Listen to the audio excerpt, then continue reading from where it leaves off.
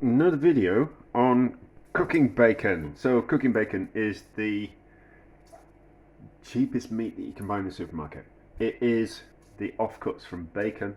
It's not low grade bacon generally. It's quite good quality bacon, but they can't get any more slices out of it, so it's the end bits and those type of things. So, and if you go through the packets, you generally find some that have got nice big chunks of bacon like that. Now, the only problem is it's a little bit salty. So I've just soaked it in some water for 12 hours or so, just to draw some of that moisture out, just to get, not moisture, some of that salt out of it. So, raw bacon, I really shouldn't do this, but I'll stick my finger in. Taste that. Yes, that is salty, is that water. So it's drawn out some of that salt, which has worked. So I was kind of thinking about making a cottage pie type of thing. So like mince and then potatoes, and then using the cooking bacon for that kind of purpose. But I was kind of thinking, well, I don't really think that gravy goes with bacon, because that's normally the bacon. You normally make it a gravy that you use with a cottage or a shepherd's pie. Cottage pie is beef, shepherd's pie is lamb or mutton. So I don't think that would work. So I was kind of thinking, well, let's use the bacon to make a ragu. We'll use some onions and we'll use some tomatoes. And then I was kind of thinking, well, if we're going to make a ragu, we might actually put some polenta on top of the cottage pie instead of mashed potatoes. But I haven't decided on that yet. Anyway, so what I've done is I've cut some of the fat off the bacon, and I've just rendered that down in the pan, so we've got some fat coming out of it, which will be absolutely delicious. So I'm going to do a simple ragu. So we're going to do onions. So there's about a kilo of cooking bacon, which was, well, it was a pound for, it was 2 packets, and there were 500 gram packets, and there were £1 a packet. Normally it's about £1.75 for 2 kilos, but for the kilo, depending on which supermarket you buy it in. And then we've got about 600 grams worth of onions, which we're just going to sweat down. I'm not going to put any salt in this, only at the very end. We're just going to, so, and we'll sweat those onions down a little bit, just to kind of start them from cooking, and then we'll add this bacon. We might just give it an extra rinse actually. We're not going to rinse any flavour out of it. We'll just end up taking a little bit more salt out of it. I'm not going to put any carrots in, or celery, or anything like that. It's just going to be a simple onions and tomatoes, and just the cheap ones from the supermarket. Because my philosophy is, you know, we're cooking on a budget, and just because we're cooking on a budget doesn't mean we can't have nice things. So we can use ingredients like this. We just have to work a little bit harder. They're just not as intense as more premium brands of tomatoes. So we generally have to use maybe a little bit more, reduce it down a little bit more, just to kind of intensify the flavour. Just that kind of way. So, but obviously, if you wanted to use better quality bacon and better quality tomatoes, you would end up with a better product. But I just kind of think, yeah, you know, times are hard. So I just kind of think, let's use cheaper ingredients, and then things can go a little bit further. And then I've got some tomatoes left over from work, which were part of the salad, so I've picked them out of the salad. I'm going to eat the rest of the salad that's left over for my supper. But these tomatoes can go in as well, so waste not, want not type of thing. And I'd rather go in this ragu than eat them in my salad. So cook those, soften them, we'll drain the bacon, and we'll just add a bit more water to that.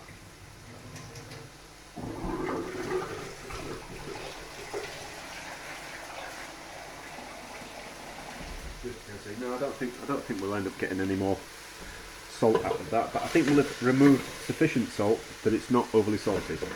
And that's the only thing on the cooking bacon. So we're not going to add the water. We're just going to add these nice big chunks of bacon, and then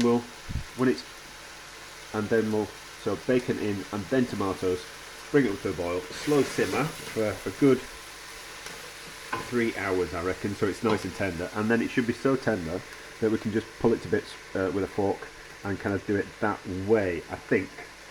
So, you don't need to do that, do you? No. I think it's pretty straightforward. And I think we'll probably end up using 3 tins of tomatoes. But we'll do a recipe in the description. Yeah, and then we'll see how it turns out. There's just a bit of lettuce in there, but that doesn't really matter. So, we're back when the bacon has cooked for 3 hours and is nice and tender. So, the bacon is cooked and it's tender. It's just that there's a little too much liquid in there. So we've got 2 choices. Look, let's get a bit of bacon out first. Let's get a bit of bacon out. It's been cooling. So the bacon's nice and tender. So we have do it, I'll taste a bit. That's lovely. That's lovely. So we have 2 choices. We strain off some of the liquid, which will make it thicker, or we reduce, well, then the only problem with that is that it won't be as intense. We'll have lost some of the flavour.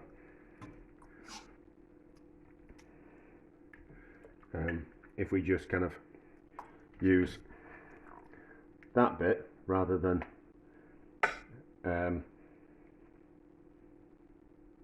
what am I trying to say? I've been working, I'm a bit tired, and I've been swimming, so I'm a bit tired. So what am I trying to say? Right, so if we strain out the liquid, we're losing all that in flavour, all that flavour. So it's a quicker way of doing it. I mean, it won't taste terrible. It'll still taste good, but it just won't be as intense as I want it to be.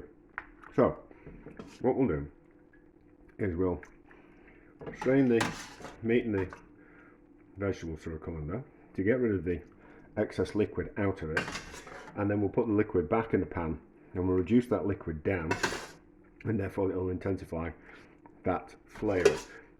Yes, flavour, yes. So it's a bit of a faffle way to do it, and you could just say, well, why don't we just turn up the heat on the actual bacon and the tomato and the onions.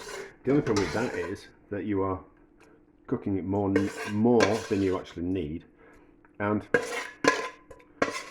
destroying everything. So not destroying everything, but the onions will want to pump out even more liquid.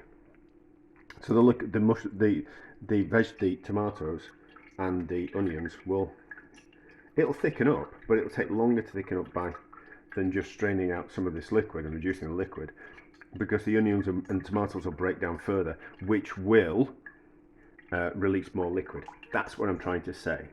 There we go.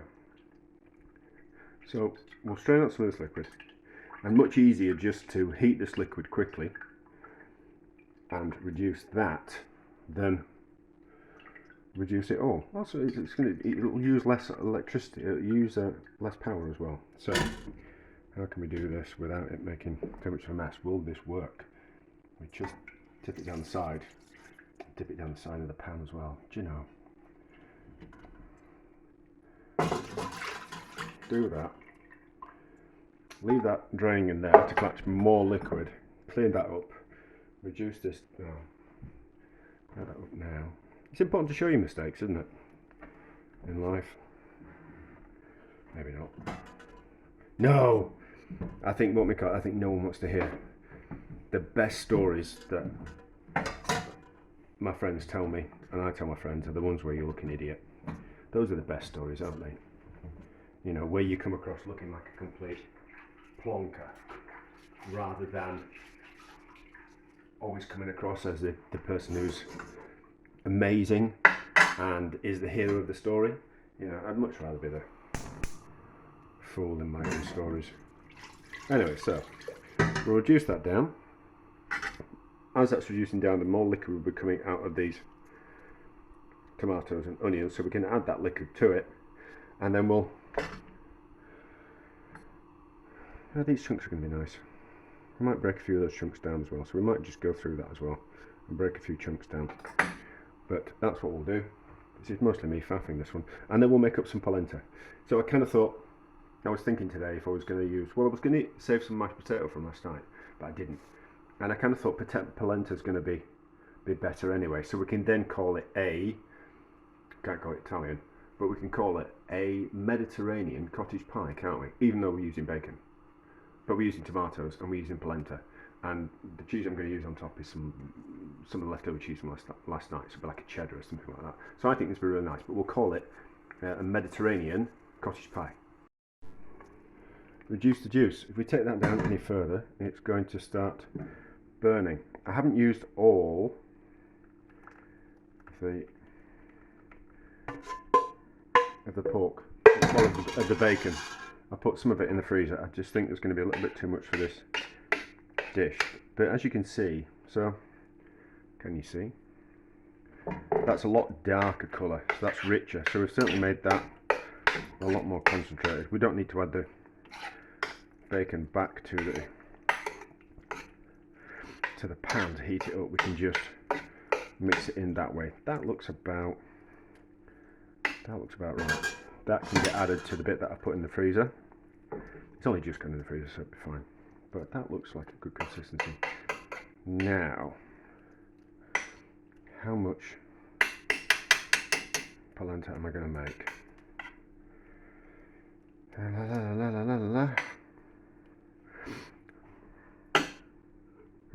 I'll have a think, and then get the stuff out. And we can't use. I was going to use that pan, but it's starting to just catch on the side, so I'll have to use another pan, and then we'll work out how much polenta I'm going to use, and then we'll see how we go. I have elected to go for a mug and a half. For a mug that size. I don't know what that is. I really should weigh it, but and I'm going to use double the amount of liquid to cornmeal. So I can't remember what polenta is actually made out of, if it's cornmeal or if it's semolina, but I just kind of think anything. Don't want more than that. I think I want more than that. I think I want more than that. I want another half mug and another mug of water as well. Otherwise, I just don't think I'll have enough. Yeah, I can never remember if polenta is made out of cornmeal or semolina. I just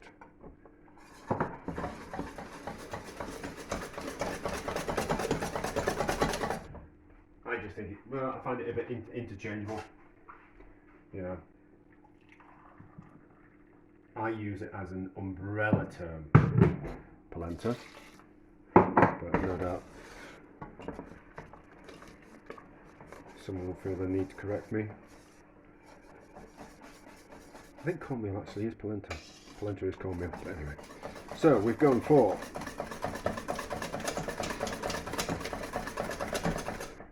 2 mugs worth of cornmeal, 4 mugs worth of water. We've put about 2 3/4 chopped chicken stock cubes, because I had 3/4 chicken stock cubes. So that's what we used. And then want some butter, and I'm not going to put any cheese in this. I'm going to put cheese on top so we get like a cheesy crusty layer. So taste. Need some pepper. Need some salt. It's bland. Yeah, I think semolina tastes better than cornmeal if we're making polentas. I think you get away with using less flavourings in the semolina. Cornmeal is extremely bland. And then butter richness. So this is just some leftover butter from something else. Right. Probably could do with some cheese in it, but no, I'm not going to put any more butter in. I'm not going to put it all in. And just mix it around. Give the salt time to melt. Since I'm using rock salt. taste with finger because it's only for me. That's fine now. So,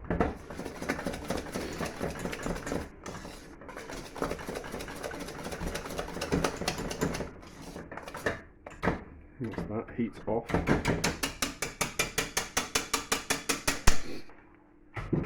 there, and then on top of this mixture, let's do it that way around, so not really less chance of making a mess. And then on there, look at that. It's a bit lumpy, but you know, and a bit steamy. Oh yes, about the right amount of this. So there'll be some kind of recipe for this, and we'll put it in the description. You know, when you do a search for a recipe online, and you have to go to a site, and there's cookies, and you have to click on what the cookies. I just find it a bit unnecessary. I understand that people have got to make money, but I don't think the people who own the websites are making the money from the cookies. I think the people who design the website have access to the cookies. I know it's another way of making money. I know people have to monetize what they're doing all kinds of ways in this world, but I'd much rather put my recipes out there for free. Mind you, I don't need the money. And then just cheap cheese on top, which is some leftovers from last night. And then, but I was thinking about this, yeah. So it's just another way of doing a ragu with polenta and cheese on top.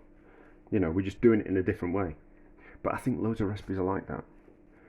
You know, pies and pasties and what we call it, samosas. You know, they're all not that dissimilar from each other. You know, not that dissimilar. Something wrapped in something else. You know, which is then raviolis and tortellinis and tortellonis. You know, it's all in the same wheelhouse. So right, that now I'll go in the oven. Go nice and crispy. It's already warm, so it shouldn't take that long. But in an oven for half an hour on 180, I think. Right, this is ready. Let's have a look. Let's not burn ourselves or make a mess of my cloth. That looks good, doesn't it? But let's be honest, anything with baked cheese on the top is generally extremely tasty. So, scissors to cut through the cheese.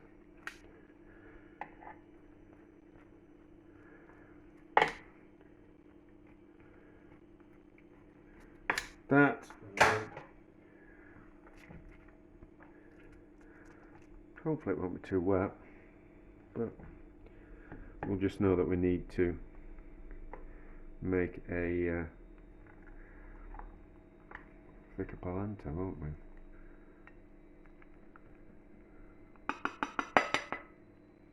Right, oh yeah, so it's fine. It's fine. I'll take a picture of that, but we'll taste this. I mean, let's be honest, it's polenta with ragu, isn't it, and cheese. So it's going to be nice.